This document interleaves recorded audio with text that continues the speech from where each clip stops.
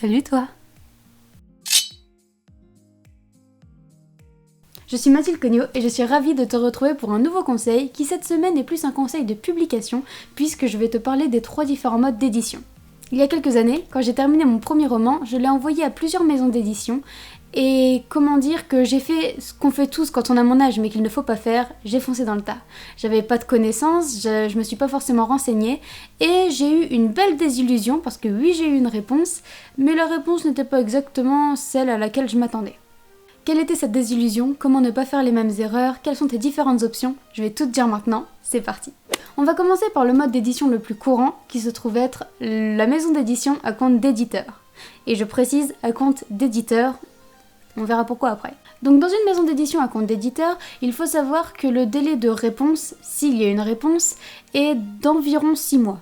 J'en ai vu qui montaient à 8, il y en a certains qui te disent que ce sera pas avant 4 mois mais qui te donnent pas forcément plus de précision. Recevoir une réponse d'une maison d'édition, c'est long.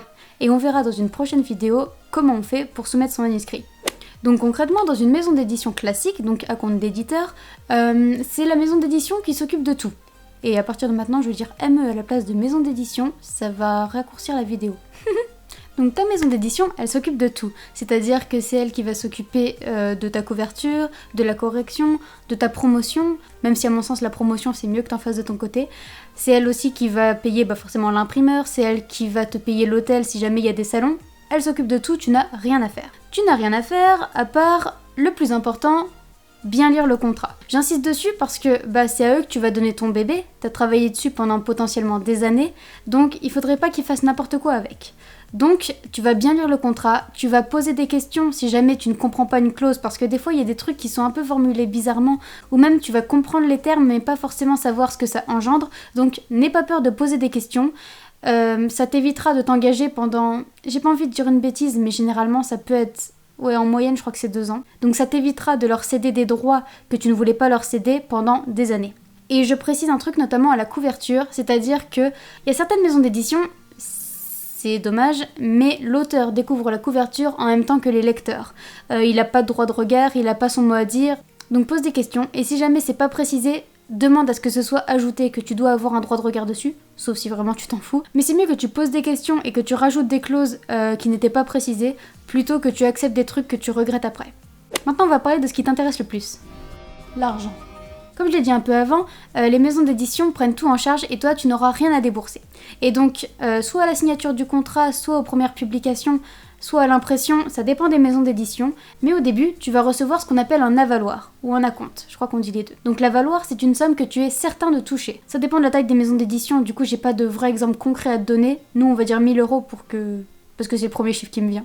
Donc, imaginons que tu as un avaloir de 1000 €, c'est une somme que tu es certain de toucher. C'est-à-dire que si ton livre flop, ce que je ne te souhaite pas, mais s'il ne marche pas auprès des lecteurs et que tu vends beaucoup moins de livres que prévu, tes 1000 € tu les auras de toute façon. Et donc les premières rentrées d'argent qui vont être engendrées par tes livres, tout ira à l'éditeur pour rembourser cet avaloir et tu toucheras tes droits d'auteur une fois qu'il sera complètement remboursé. Dans tous les cas, c'est une somme que tu es sûr de toucher parce que l'éditeur te paye pour ton travail et il a parié sur ton manuscrit. Donc s'il perd et que tu le rembourses pas, c'est qu'il aura parié sur le mauvais cheval. Mais je te le souhaite pas. Et donc, par rapport aux droits d'auteur justement, tu vas les toucher 1 à 2 fois par an. Encore une fois, ça dépend de ta maison d'édition. Tu vas les toucher lors de ce qu'on appelle la réédition des comptes. Donc c'est là que tout est calculé et c'est là qu'il t'envoie tes droits d'auteur, je viens de le dire, je me répète. Donc les droits d'auteur, c'est un pourcentage que tu touches sur les ventes de ton livre.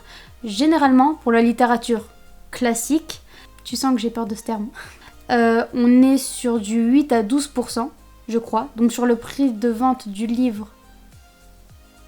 Non, je vais pas finir cette phrase parce que je sais plus si c'est hors taxe ou TTC.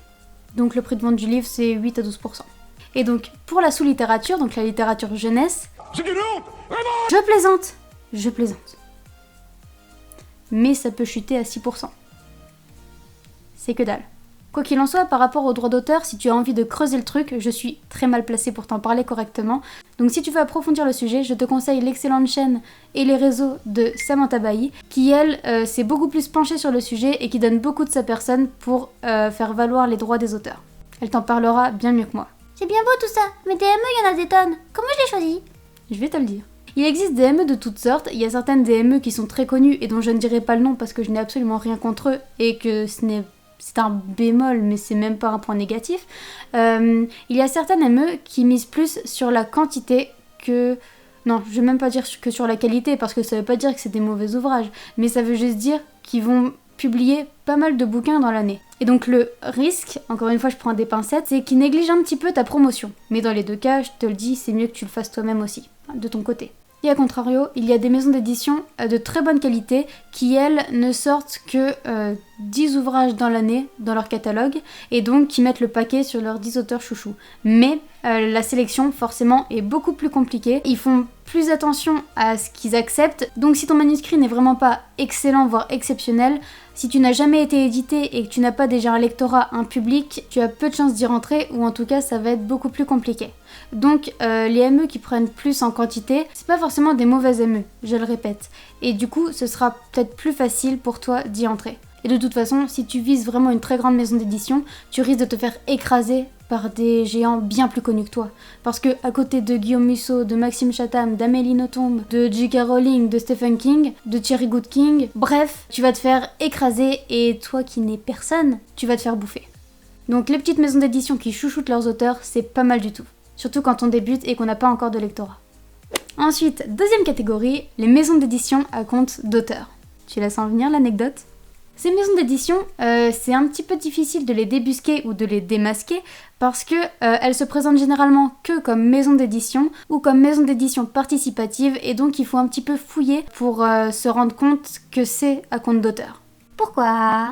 Parce que certes, c'est une maison d'édition, donc c'est elle qui va s'occuper de la couverture, de la correction, de la promotion, tout ça, mais... Comme le nom maison d'édition participative te le laisse entendre, ils vont te demander une participation. Une participation financière. Une belle participation. L'anecdote arrive, elle est en chemin. En revanche, contre cet argent, tu peux monter à 20% de droits d'auteur, ce qui est plus qu'en maison d'édition à compte d'auteur, mais vu ce qu'ils te demandent pour que tu sois publié, salez-vous. Et il faut que tu aies quand même vachement confiance en ton manuscrit. Pourquoi ? Parce qu'une légende dirait que ces maisons d'édition ne sélectionnent pas leurs manuscrits, qu'elles acceptent tout et ne les lisent même pas. Et c'est une légende à laquelle je crois complètement, parce que quand tu vas sur leur site et que tu remplis les petites conditions pour leur envoyer ton manuscrit, ils te diront que tu auras une réponse sous 2 semaines. On se souvient, ça pouvait prendre à peu près 6 mois dans une maison d'édition à compte d'éditeur. Ok, ça peut varier, mais 2 semaines, c'est beaucoup trop court. Donc si sur un de leurs sites tu vois 2 semaines, soit tu fuis, soit tu sais dans quoi tu t'embarques. Et je te dirais aussi que tu peux facilement voir que c'est des maisons d'édition à compte d'auteur par rapport à leur site, ce qu'il faut faire pour leur envoyer le manuscrit. Déjà, il y a très peu de conditions. Pour le compte d'éditeur, on verra ça dans une prochaine vidéo. Et en plus, c'est limite, t'as une banderole rouge fluo. C'est pas fluo, le rouge. Bref, t'as une banderole qui clignote en te disant « Envoyez-nous votre manuscrit », alors que généralement, sur les comptes d'éditeurs, faut que t'ailles de la rubrique « Contact ». Pour certains, c'est même pas directement dedans et il faut que t'ailles dans « Nous contacter » et là que tu dises que c'est pour un envoi de manuscrit. Donc c'est beaucoup plus caché que nous dire directement sur la page d'accueil « Envoyez-nous votre manuscrit ». Si tu choisis ce mode d'édition, parce que t'as les moyens, parce que tu fais ce que tu veux surtout, il faut que tu fasses attention au réseau de diffusion de la maison d'édition.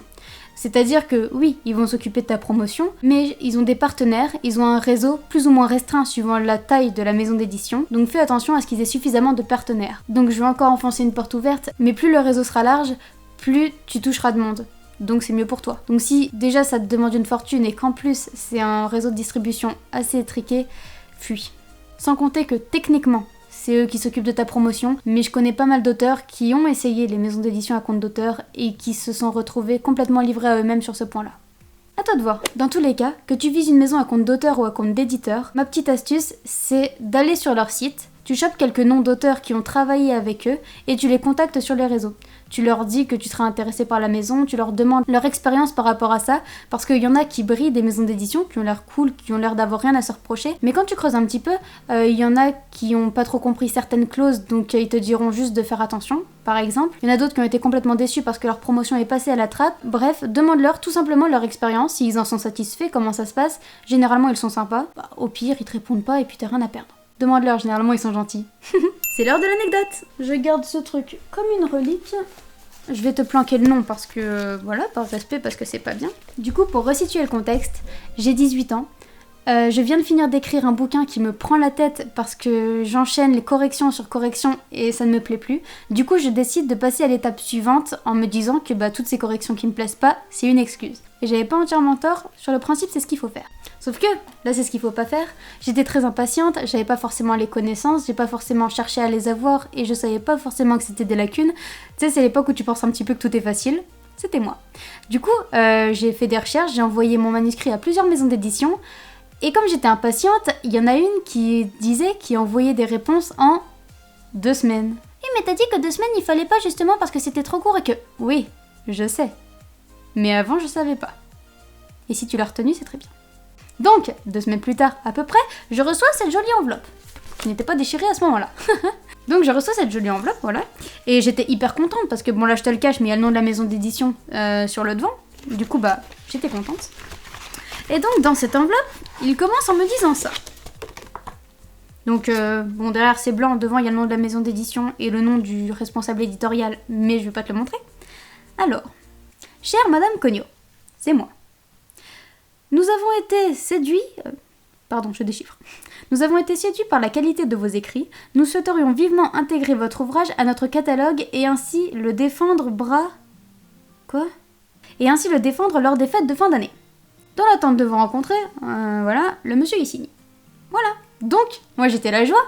Et je revis la joie. Parce que, mon roman, il a plu à une maison d'édition. Ils me répondent. J'ai un petit billet personnalisé.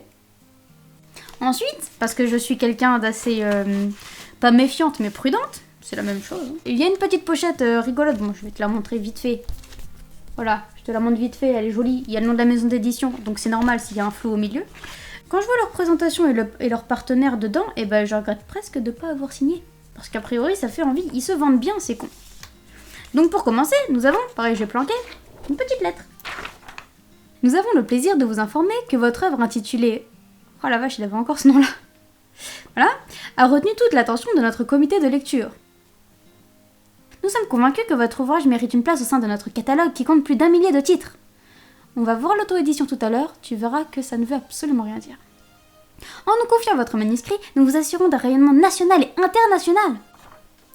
Comme vous pourrez le constater à la lecture du contrat ci-joint, nous travaillons avec nos auteurs dans le cadre d'une collaboration participative. J'avais lu cette lettre. Je ne savais pas ce que ça voulait dire. Encore. Nous assurerons l'intégralité des prestations inhérentes à la naissance de votre ouvrage, de sa fabrication jusqu'à sa commercialisation. Votre participation, quant à elle, nous aidera à lancer l'impression des 300 premiers livres nécessaires au moment de sa sortie commerciale. Ce tirage n'étant, nous l'espérons, qu'une première impression, nous tenons à vous préciser que tous les tirages suivants seront à notre charge exclusive. On vous laisse prendre connaissance, tout ça. Donc, dedans, j'avais 2 contrats d'édition, j'espère que le nom n'est pas dessus, non c'est bon. Alors, réalisation de l'ouvrage, PAO, c'est pas ce qui nous intéresse. Présentation, je m'en fiche. Donc, ils voulaient vendre mon livre à 19€ TTC, pourquoi pas. Après, plein de chiffres, ça donne pas envie. Je vais pas tout vous lire parce que personne n'a envie d'écouter ça. Montant, ça, c'est ce qui nous intéresse. Total dû par l'auteur à l'éditeur, 2360€. Ouais. Et là, d'un coup, tu comprends ce qui m'a freiné. L'auteur s'engage à verser cette somme à l'éditeur selon l'échéancier suivant. À la signature du contrat, à l'envoi des premières épreuves, à l'envoi du bon à tirer, à l'envoi des exemplaires à l'auteur. Lors de chacune de ces 4 étapes, il me demande 590€. Ça me paraît beaucoup à moi. Surtout quand t'es à peine sorti du lycée. Est-ce qu'il y a un autre truc intéressant ? L'auteur percevra sur les ventes réalisées et encaissées par l'éditeur un reversement fixé de 25% du prix de vente public hors taxe, quel que soit le nombre d'exemplaires vendus. C'est normal, c'est à l'unité. Ils m'ont dit 25% d'un livre à 19€. 7,60€ par livre. Ce qui peut être pas trop mal. Mais j'ai clairement pas 3000 balles à dépenser avant. Certains exemplaires qui ne sont pas vendus sont exclus du calcul de la réédition des comptes. Oui, ça me paraît logique. 30 exemplaires offerts gracieusement à l'auteur. Oui, alors pour ça dépend de la taille de ta ME et ça ne veut rien dire. Il y a des grosses ME qui peuvent t'en offrir, 10. Il y en a des toutes petites qui t'en offriront qu'un ou pas du tout. Mais vaut mieux miser sur une petite qui n'a pas les moyens de t'en offrir un mais qui fait bien son boulot, plutôt que 30 exemplaires que t'auras payé 3000 boules. Oh d'un coup je regrette plus, j'avais oublié. Je crois qu'il n'y a plus rien qui va nous intéresser. Ma caméra a coupé pile au bon moment. Effectivement, il n'y avait plus rien d'intéressant, si ce n'est qu'il disait vendre l'e-book à 19 €. Arrête-moi si je me trompe, mais je trouve ça énorme. Ils se sont peut-être gourés parce que c'était le même tableau que pour les brochets. Enfin bref, c'était la petite anecdote. Troisième point, l'auto-édition. Et ma caméra clignote, je vais essayer de me dépêcher. Là, quand j'ai dit ce terme du diable, tous les puristes ont levé les yeux au ciel. Je t'ai vu. L'auto-édition, c'est tout simplement l'auteur qui s'occupe d'absolument tout. Attention, quand je dis qu'il s'occupe de tout, ça ne veut pas dire qu'il est obligé de tout faire tout seul. Si tu as envie de t'auto-éditer et que tu n'as pas les connaissances ou les moyens de faire une couverture propre, parce que tu maîtrises pas Photoshop, parce que tu sais pas dessiner, que sais-je, demande. Un auto-édité, il doit juste savoir s'entourer des personnes parce que les maisons d'édition, forcément, elles auront leurs contacts ou en tout cas, elles pourront contacter les freelances, toi aussi, mais je peux pas trop en vouloir aux puristes parce que il y a beaucoup d'auteurs qui se lancent en maison d'édition parce qu'ils ont été refusés ailleurs ou parce que ça passerait pas. Ce qui veut dire qu'on peut tomber sur vraiment tout et n'importe quoi. Donc c'est pas étonnant que ça rebute certains et c'est pour ça que tu dois faire des trucs bien propres, que tu dois rendre les choses bien pour qu'on soit intéressé par ton roman et qu'on te prenne au sérieux, justement. Donc si tu n'as pas les connaissances et que tu n'as pas envie de te former, demande à un professionnel. Soit tu vas chercher ces professionnels individuellement, soit tu te tournes vers des sociétés, vers des entreprises qui s'occupent de ça. À ne pas confondre avec des maisons d'édition à compte d'auteur, parce que ça peut être les mêmes services, mais eux, généralement, sur leur site, tu auras le prix de leur formule, et ils ne se feront pas appeler maison d'édition, surtout. Pour l'impression, pareil, c'est des petites recherches à faire, donc tu peux soit te tourner vers un imprimeur indépendant, soit te tourner vers, par exemple, le plus connu, KDP d'Amazon, mais je suis sûre qu'il y en a plein d'autres que je connais pas. L'avantage de l'auto-édition, c'est que, forcément, tu gardes tous tes droits, donc personne ne fera de conneries avec ton manuscrit. Et donc pour le côté argent, même si tu l'as déjà deviné, l'auto-édité s'occupe de tout. C'est lui qui achète ses livres imprimés, c'est lui qui paye l'hôtel pour les salons, c'est lui qui va payer le graphiste pour sa couverture, la correctrice, c'est vraiment celui qui s'occupe de tout. Donc pour le point argent, l'auto-édition ça peut revenir cher, mais ça peut aussi ne rien te coûter. Ça dépendra entièrement de toi, mais fais attention à ne pas négliger la qualité. Je l'ai déjà dit trop de fois, du coup je vais arrêter. Mais par exemple, quand tu crées ta couverture, si tu la fais toi-même, ça te coûtera rien, à part peut-être le logiciel. Sauf si tu prends des trucs comme GIMP, qui par exemple est un logiciel gratuit. Tu fais attention à prendre des images par exemple qui sont libres de droit et libres d'utilisation commerciale. On verra ça dans la prochaine vidéo qui sera justement sur la couverture. Si tu choisis des polices, pareil, gratuites et libres de droit. Le service KDP est gratuit aussi, donc ça peut te revenir à rien du tout. Et donc pour ce qui est des droits d'auteur, tu les gardes. J'ai pris des notes sur Amazon parce que c'est le truc que j'ai choisi d'utiliser, mais c'est à toi de faire tes propres recherches, de toute façon, tout sera dit sur le site de la société que tu auras choisi. Donc sur Amazon, tu es à 70% du prix de vente pour les e-books, et pour les brochets, tu es à 60% moins le prix d'impression. Donc pour résumer, en auto-édition, tu dois trouver des contacts, sauf si tu en as et c'est très bien. Si tu connais des gens qui peuvent faire ta couverture gratuitement, profites-en, t'as de la chance. Mais il va falloir que tu sois multitâche et c'est énormément d'investissement personnel parce que avec la maison d'édition, tu as un nom. C'est-à-dire que même quelqu'un qui ne te connaît pas mais qui adore les livres de cette maison d'édition-là, il va avoir confiance en achetant ton livre. Et surtout, il aura la distribution de la maison d'édition. Tandis que toi, tu vas devoir te débrouiller pour trouver les libraires ou pour trouver juste tes lecteurs. Donc c'est beaucoup de compétences à acquérir et un gros investissement personnel si tu veux que ça fonctionne. Et voilà, je pense que je t'ai tout dit. Si tu as des questions, pose-les-moi en commentaire. J'ai essayé de tout synthétiser parce que bien sûr il y a des trucs beaucoup plus compliqués. Toujours dans les commentaires, si tu as un autre sujet à me proposer, n'hésite pas. Pour me soutenir, tu peux aussi t'abonner, mettre le petit like qui fait plaisir et me suivre sur les réseaux sociaux, toujours. Surtout sur Insta, c'est là que je suis principalement. D'ailleurs j'ai toujours pas mis le nez sur Facebook. Si tu es en train d'écrire un roman et que tu es un petit peu paumé, pareil, en description, tu trouveras le lien pour télécharger 6 trucs de base pour écrire un roman du début à la fin, le petit guide que j'ai écrit sur le sujet. En attendant, je crois que c'est tout pour moi. C'était Mathilde Cognaud. Maintenant, prends ta plume et envole-toi.